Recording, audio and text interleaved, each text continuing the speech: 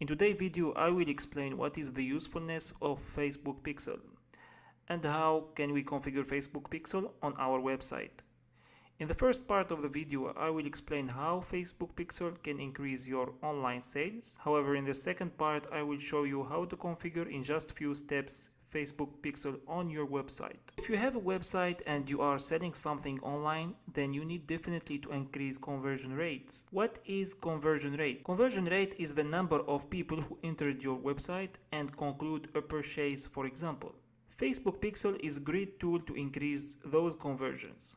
So everybody who visits your website and browse in different pages will receive a Facebook ad on his Facebook feed or Instagram feed reminding him of the product that he tried to purchase or he just viewed. This strategy increases a lot the number of conversions and ensure that people who visit your website will come again and will buy products or service that you offer. Let's go through different steps that you need to follow in order to configure the Facebook Pixel in your website. You need to go to your Facebook page to find the Facebook Pixel code.